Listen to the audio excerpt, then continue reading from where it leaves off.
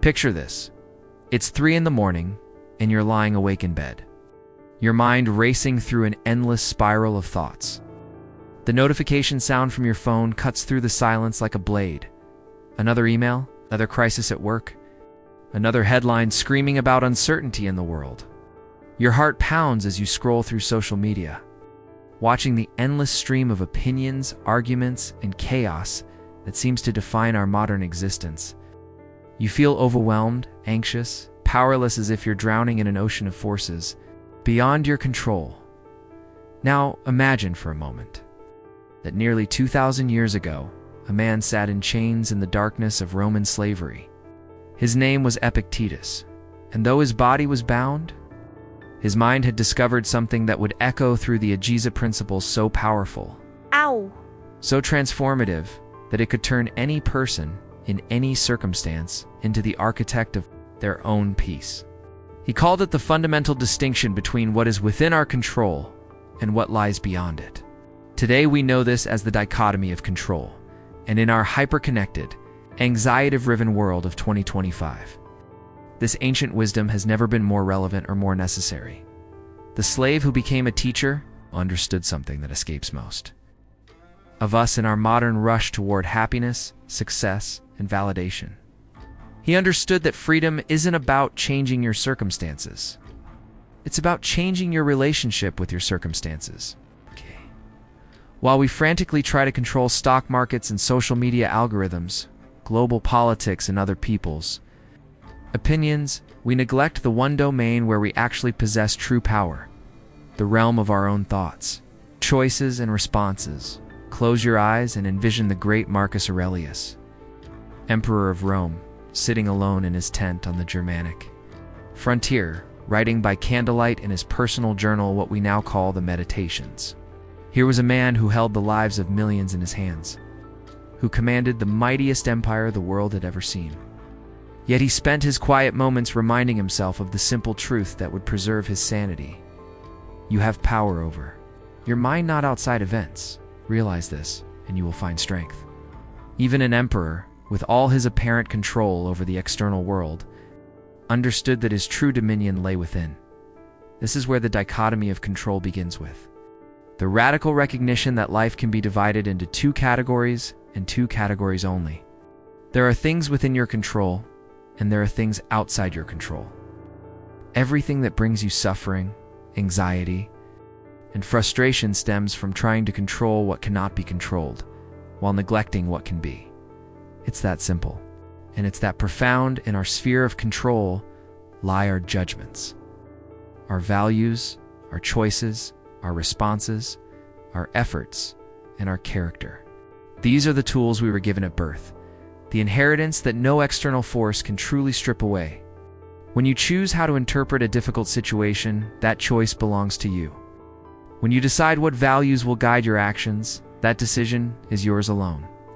When you select your response to criticism, praise, success, or failure, you are exercising the only real power you possess in this universe. But outside this sphere lies everything else, the vast, chaotic, uncontrollable ocean of existence. Other people's opinions of you, the economy, the weather, global events, social media trends, your past, your genetic makeup, the actions of governments, the thoughts in other people's minds, the outcomes of your efforts, even your own mortality. These forces will dance their dance regardless of your wishes, your prayers, your protests.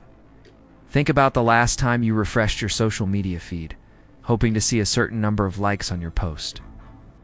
In that moment, you handed your peace of mind over to an algorithm, 2 strangers' split-second judgments, 2 forces entirely outside your control, took your sense of self-worth, something precious and internal, and placed it in the hands of chaos.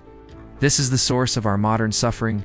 We have forgotten where our true power lies, Seneca, the wealthy Roman advisor who lost everything multiple times and faced exile and death with equanimity, understood this principle in the context of material loss. Every new beginning comes from some other beginning's end, he wrote. Recognizing that attachment to external outcomes is the root of human misery, in 2025, don't just attach ourselves to material possessions. We attach ourselves to digital metrics, online reputations, the constant stream of news cycles, the opinions of people we've never met. Consider the modern phenomenon of doom scrolling. Through news feeds, absorbing every piece of negative information about world events. Economic uncertainty, political turmoil, and social conflict. Each headline triggers a stress response in your body as if you were personally under threat, even though these events are entirely outside your sphere of influence. Your nervous system cannot distinguish between a tiger in the jungle and a news alert on your phone. Both trigger the same fight-or-flight response. But while you could run from the tiger or fight it, the news alert represents problems you cannot solve, situations you cannot change, outcomes you cannot control. The Stoic approach to this modern predicament is not to stick your head in the sand or become indifferent to the world's problems. Instead, it's to focus your emotional energy and attention on what you can actually influence. You cannot control global politics, but you can control how you engage with political discourse in your community. You cannot control economic markets, but you can control your spending habits, your skill development, and your response to financial challenges. You cannot control other people's prejudices, but you can control how you treat others and how you respond to unfair treatment. Imagine you're facing a job loss in today's uncertain economy. The externally focused mind immediately spirals into panic. What will people think? How will I pay my bills? What if I never find another job? The market is terrible. My industry is dying. I'm too old, too young, too inexperienced, too specialized. Each of these thoughts places your mental state at the mercy of forces outside your control. Other people's opinions, market conditions, future uncertainty, past decisions that cannot be changed. But the person who understands the dichotomy of control approaches this same situation with a fundamentally different perspective. They ask different questions. What can I learn from this experience? How can I use this transition to clarify my values and priorities? What skills can I develop during this period? How can I respond to this challenge in a way that reflects my character? What opportunities might emerge that I cannot yet see? These questions redirect attention toward the sphere of control toward growth, learning, character development, and wise action. This shift in perspective doesn't magically solve external problems, but it preserves your mental resources for productive action while protecting your peace of mind from forces beyond your influence.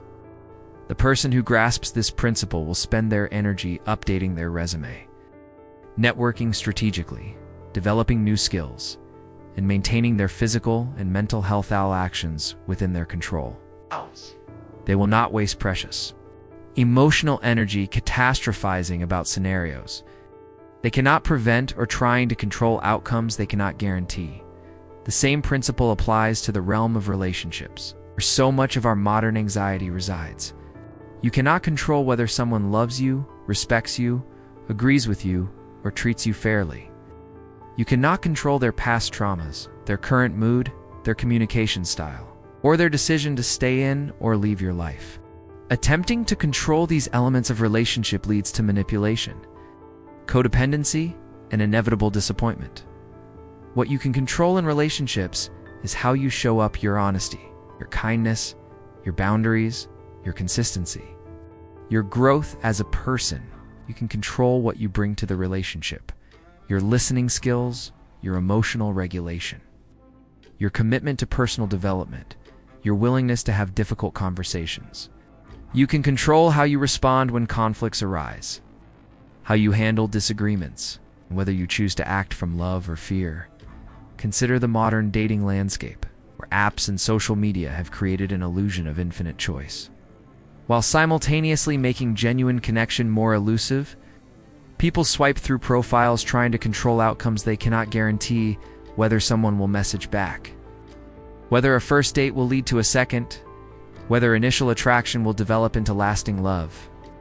This approach to dating places your emotional well-being at the mercy of strangers' preferences, timing, and circumstances entirely outside your control.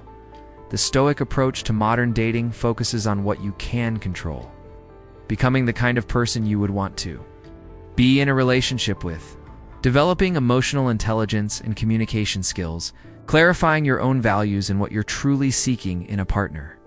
Showing up authentically on dates rather than trying to be what you think someone else wants, and maintaining your own interests and friendships regardless of your relationship status.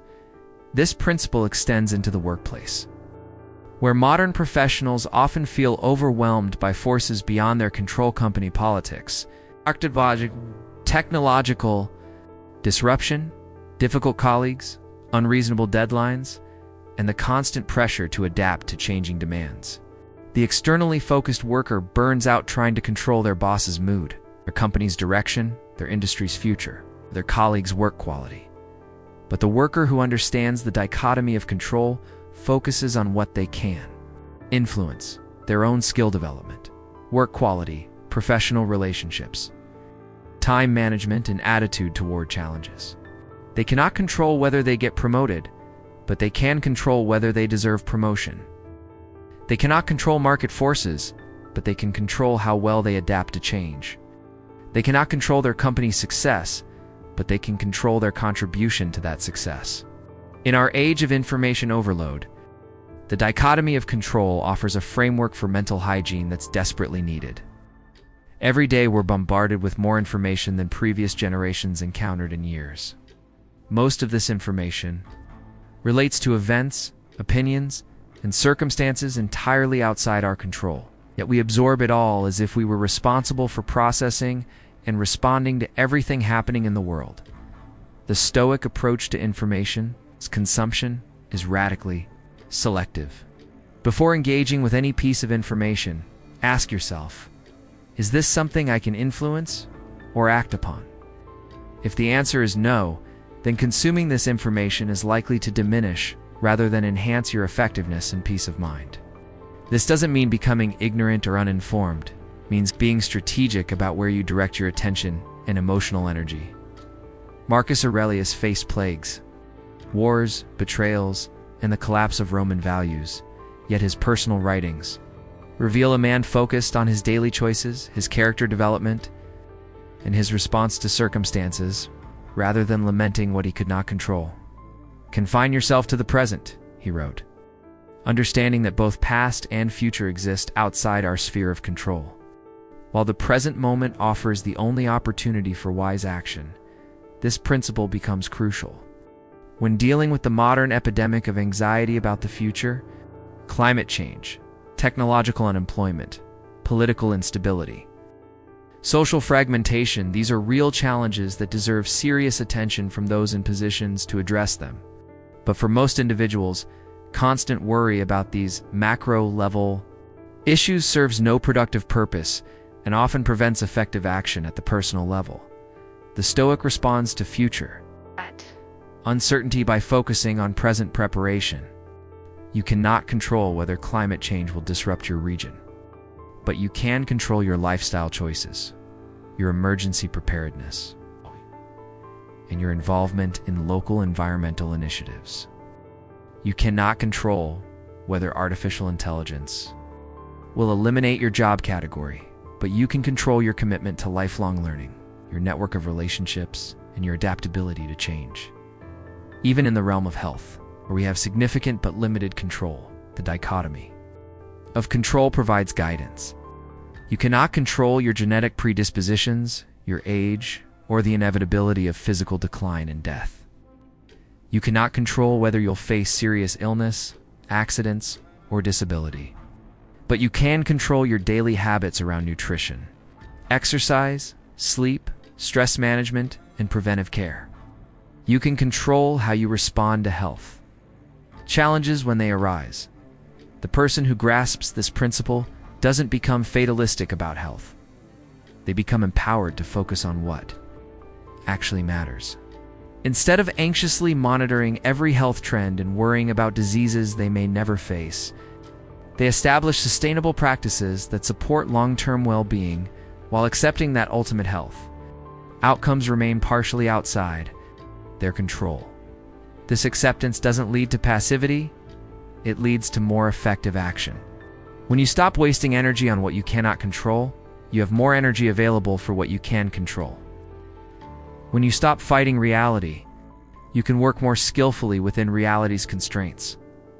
The dichotomy of control also offers a framework for understanding success and failure that protects against both arrogance and despair. External markers of success, recognition, achievements, social status depend partially on factors outside your control. Market conditions, other people's decisions, timing, competition, and luck. Defining success primarily through external outcomes places your sense of accomplishment at the mercy of forces beyond your influence. Stoic success is measured by different criteria. Did you act according to your values? Did you give your best effort? Did you respond to challenges with courage and wisdom? Did you treat others with justice and kindness? Did you use your difficulties as opportunities for growth? These measures of success remain within your control regardless of external circumstances. This doesn't mean abandoning external goals or becoming indifferent to outcomes. It means holding external goals lightly while focusing intensely on the process, on the daily habits, choices, and efforts that are within your control. The entrepreneur, while recognizing that market success depends on many factors outside their influence, their sense of worth and accomplishment doesn't fluctuate with quarterly results because it's grounded in their effort, learning, and character development. In our age of social media, where every opinion can be broadcast globally and every action can be scrutinized by strangers, the dichotomy of control becomes essential for psychological survival. Attempting to control these perceptions leads to exhaustion, inauthenticity, and the gradual erosion of your true self. What you can control is your commitment to authentic expression, your willingness to speak truthfully and kindly, your consistency between private values and public actions, and your response to both criticism and praise. The person who understands this principle doesn't become reckless or insensitive. They become more genuine and more resilient when facing online criticism or controversy. The Stoic response is not to defend, argue, or try to change everyone's mind. It's to examine whether the criticism contains useful feedback, to maintain commitment to your values regardless of external pressure, and to remember that your worth as a person doesn't depend on strangers' approval or understanding. Similarly, when receiving praise or recognition, the Stoic response is gratitude without attachment. External validation is pleasant when it comes, but it cannot be the foundation of self-worth because it remains outside your control. True confidence comes from knowing you're living according to your principles and giving your best effort regardless of how others perceive or respond to your actions. The dichotomy of control. It also provides a framework for parenting in the modern world, where parents often exhaust themselves trying to control outcomes they cannot guarantee their children's happiness, success, choices, or life paths. You cannot control whether your child will face difficulties, make mistakes, or choose directions you wouldn't choose for them. You cannot control their personalities, their relationships, or their ultimate fate in the world. But you can control the environment you create, the values you model, the skills you teach, the love you provide, and the example you set through your own choices. You can control whether you're present and attentive, whether you listen without judgment, whether you support their growth while respecting their autonomy, or attempting to control others' choices, opinions, or behaviors destroys the very trust and freedom that genuine friendship requires. You cannot control whether your friends will always be available, whether they'll make decisions you agree with, or whether they'll remain in your life permanently. But you can control your loyalty, your honesty, your support during their difficulties, and your consistency as a friend in the realm of finances. The dichotomy of control offers protection against both reckless speculation and paralyzing anxiety. You cannot control market movements, economic cycles, your company's performance, or global financial events. But you can control your spending habits, your saving discipline, your investment education, your career development, and your response to financial setbacks. The person who understands this principle doesn't become financially passive, they become financially wise. They focus on building skills, creating value, managing expenses, and developing multiple income streams rather than trying to predict or control market outcomes. They prepare for uncertainty without becoming consumed by worry about scenarios they cannot prevent. Even in the face of loss, whether the death of loved ones, the end of relationships, job termination, or health crisis, the dichotomy of control provides a framework for processing grief without being overwhelmed by it.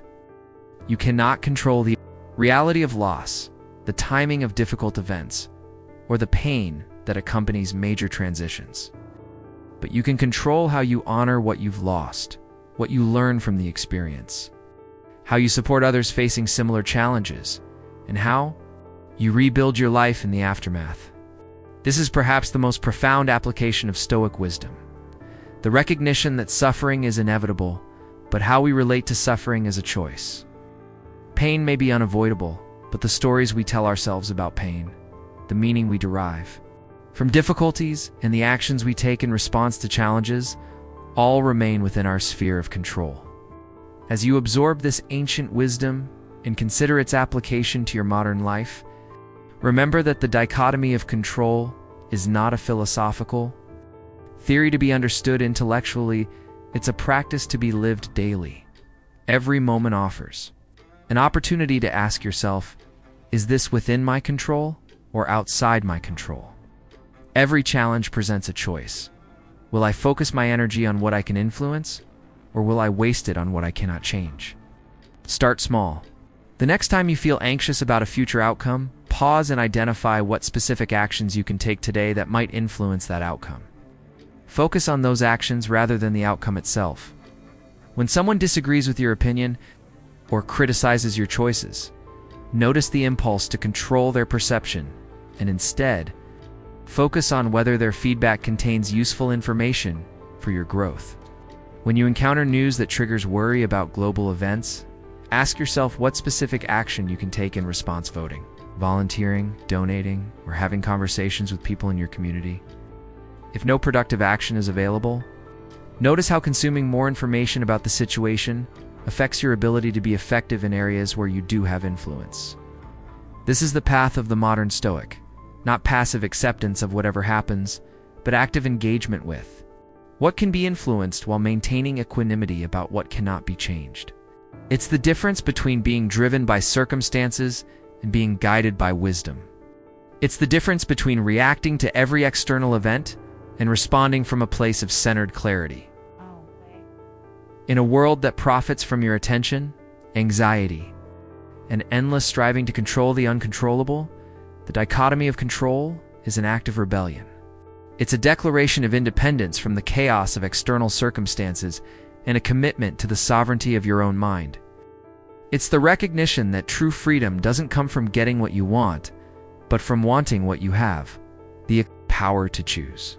As you leave this moment and return to your daily life, carry with you the wisdom of Epictetus, Marcus Aurelius, and Seneca.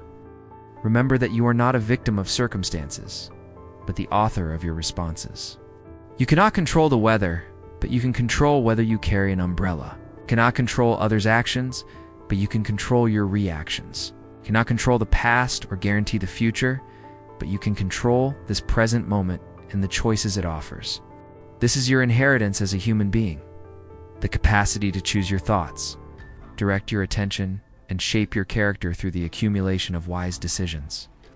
In a world of infinite distractions and external pressures, this inner fortress of self-determination remains unassailable.